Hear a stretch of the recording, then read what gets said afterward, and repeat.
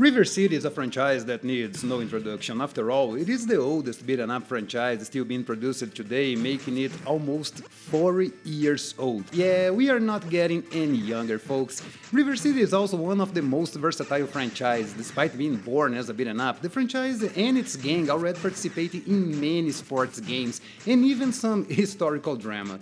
And historical drama is what we are getting here this time with River City Saga 3 Kingdoms Next, a follow-up game of the 22's outing, River City Saga 3 Kingdoms. But what's different this time, I hear you ask? Well, we will take a look at it right now, but before I forget, hi, I am Savino, and welcome to the Flying Kick channel. River City Saga 3 Kingdoms Next is a direct sequel to the first game released in 2022, and if you are familiar with the Romance of Three Kingdoms, you already know that this is not a small tale. The first game had around 40 hours of gameplay if you wanted to 100% it, coming again with 6 chapters and 4 sub-chapters in each one. You must be ready to read a lot, and I mean a lot.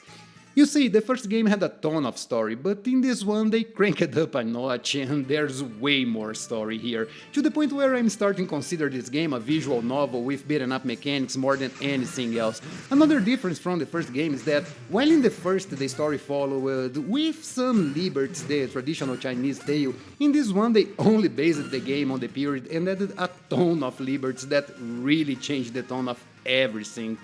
I won't spoil anything here, but I'm pretty sure there were no motorbikes in the year 200 CE. To be honest, I didn't fully follow the story because it was way too big, way too boring, and way too frequent, harming my game's enjoyment. There is nothing wrong with long story in beat-em ups. Brock did this and it was a great tale, but here I don't know if it was the juvenile humor or the long back and forth between the dozens of characters, but it didn't click with me, making me skip most of it.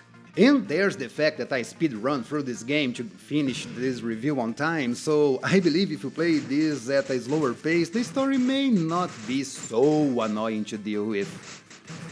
When it comes to the graphics, there's nothing new for you to see here. The game looks exactly like the previous entry, and while I think there was room to improvement, the game looks okay.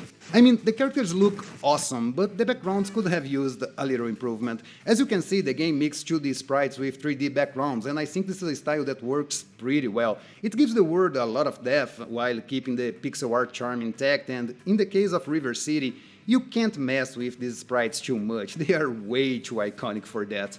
Unfortunately, as I said, the backgrounds are not that great. They are a bit muted with little detail for you to see, and there isn't much happening on them.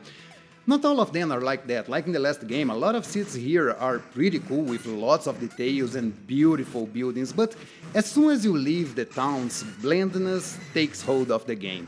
At least the sprites are awesome in the traditional River City fashion. The characters are blocky and very similar to what they looked like when the game was first released on the NES. Sure, they have more pixels now, more colors, and are definitely more detailed, but the style is kept intact and I love that. And not only because they remind me of the old NES game, but also because they are some of the most expressive characters you've ever seen. Beating the enemies is extremely fun, not only because the combat is great, as we will see ahead, but also because they are always making faces and dropping fun lines when beaten. I always loved these exaggerated facial expressions, and how could you not love their lines? And of course, Barf is here again. I honestly was more bothered by the graphics in the first game than I am now. I think I got used to it, but even so, I think the backgrounds could have used a touch to make things a little bit better. One thing that will help you a lot while you spend your hours in this world is the music. If there's one thing I like to see in beat-em ups are soundtracks that avoid the genre conventions and experiment with something else. In this case, the music has a lot of Chinese influences with string instruments and high-pitched notes that will make you feel like you are in a distant part of China. They are for the most part happy and upbeat tunes that are extremely catchy and will make you whistle the song as you play. What I find most interesting here is that every region of the game has its own theme, so you will know exactly where you are on the map just by listening to the music. Even the battle music, instead of some ominous and heavy beat, you will listen to a fun and happy melody that is hard to put in words. All I can say is that the soundtrack is very, very good, and being something different makes it all better to listen to. Talking about the sound effects, if you play any River City before, you know what to expect. Ark keeps the sound as close as the original as possible, so you'll be able to listen to modern renditions of 8-bit sounds that originated way back in the beginnings of the series. They are harsh and dry sounds, but if you're a fan of the series, you won't have it in any other way. If you are not, and this is your second or first game in the series, it can sound a little odd for your ears. The punches, kicks, and even jumps have that distinct NES fingerprint, making it sound extremely artificial and metallic. You can say this is a River City game by listening to it, and I'm pretty sure that this isn't the intention here. They created a sound fingerprint that will make you know the game is being played just by listening to it. Unfortunately, and to be honest, expected, the game has no voiceover. Since it is a JRPG or a visual novel, I don't know anymore. The lack of voiceovers can make the story a little tiresome. Reading through pages and pages of small text can be a bit boring when all you want is to mindlessly beat people around. And there are a ton of ways to beat people around in this game. If you played any River City in your life, you know more or less what is expecting you here.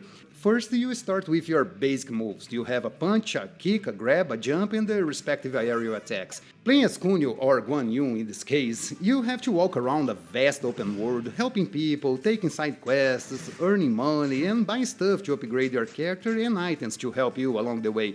You know, the typical RPG/River City stuff. But here in Three Kingdoms, things go a little beyond your typical River City game. Not only you can upgrade your character by unlocking new moves, but you can also improve your stats by buying or finding gear around. You will find the basic stuff like helmets, armor, gloves, etc.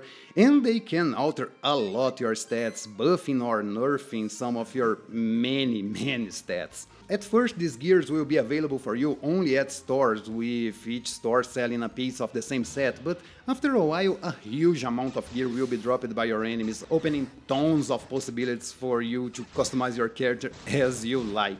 And trust me, there is a ton of gear here, so much so that the game allows you to have up to 3 different sets ready to use, so you can have different approaches in different scenarios. Gear is extremely important in this game and will help you a lot to improve your favorite moves, and messing around with the many different sets can be a very fun experience. You also have some specials you can use, called here tactics, that can be used a certain amount of times, as shown by this number in the middle of the screen. Each one of your tactics will consume a certain amount, and you can replenish it by finding these fans that your enemies drop, or by consuming a certain item you can buy at the stores. You can have 4 of these tactics at any time, but you have plenty to choose from. Ranging from clear screen attacks to precision strikes, each one with its strengths and weaknesses. You also can carry 2 ultimate attacks that are the most powerful ones on your arsenal and will consume your special bar. These attacks, as the name suggests, are your best attack to deal with the more powerful enemies, but you must be very careful with these moves because they can go to waste if you don't time them correctly. And sure, being a River City game, you know you'll learn dozens of moves to customize your basic attacks. You know, from the Mech Punch to the Typhoon Kick, you can unlock all these moves by using experience points you earn when leveling up. You also get 5 points to improve your stats each time. One new thing to this game is the bike, the red hair, that makes you invincible while you ride it and run over your enemies. The bike can also be upgraded by collecting some special materials, and while it can be fun to use it, and it can save your skin sometimes since you are invincible while riding it, I find myself using it very little. No matter how much you upgrade it, it will never be as powerful as your tactics or even your basic attacks.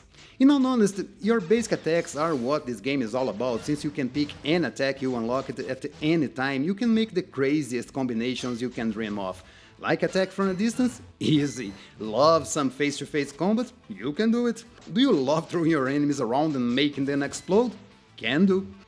Not only that, here you can make your character as powerful as you want, dealing maximal damage or making your enemies suffer by juggling them around, dealing minimal damage over a long period of time. It's really up to you what you want to do in this game with your character, and it is fantastic the amount of freedom you have here. There is nothing here to complain about hit or hurt bots, they are all pretty good and spot on.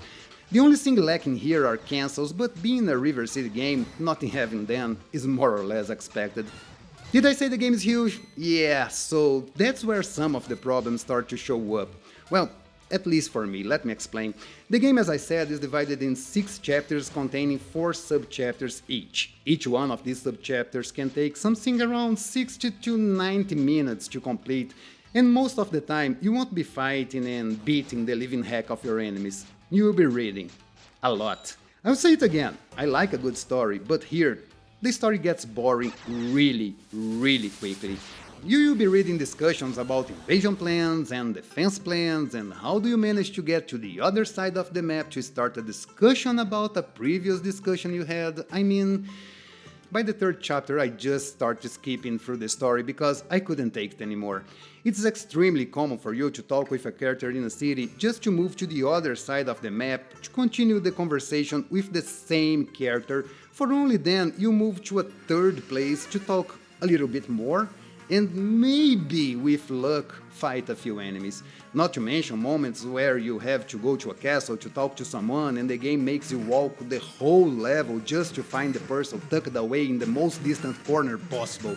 Even with fast travel between the places you discovered, you still have to mindlessly walk up and down the cities. Sometimes because the person you need to talk is on the other side, sometimes because the city is huge and you have no idea where the person may be hidden.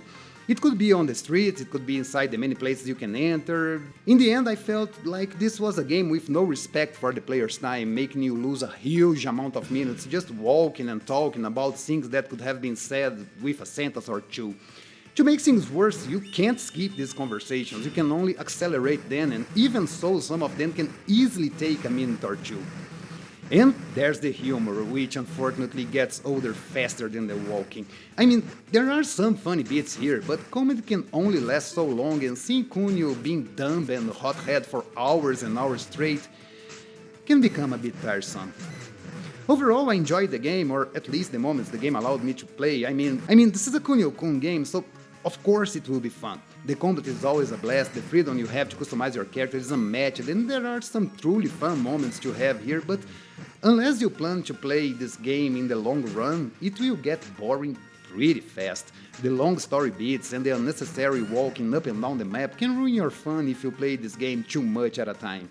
Maybe playing one sub-chapter a day, the resulting feeling will be different, but if you plan to spend a weekend with this one, be prepared for some long and boring moments. For $30, there's a lot of game here. You can even call a friend to play locally or online and blast your way with some of the best cooperative combat in the market, but again, in small doses. If you're a big fan of the franchise, there are a lot of Kunio for you here, but if you just want a new beat'em up to put your skills to the test, I'd say for you to hold a little bit until a sale, or just skip it altogether because there are more straightforward games in the market. River City Saga 3 Kingdoms Next is available right now for Steam, Nintendo Switch and PlayStation. And that's it for the review, guys. I hope you enjoyed it, and don't forget to tell me in the comments if you will get this one or if you're like me and prefer shorter stories in your beat'em up. Don't forget to leave a like and subscribe to the channel if you haven't yet, and I will be back pretty soon with another video for you, but in the meantime, I hope you all have an awesome day, and remember, keep beat'em up.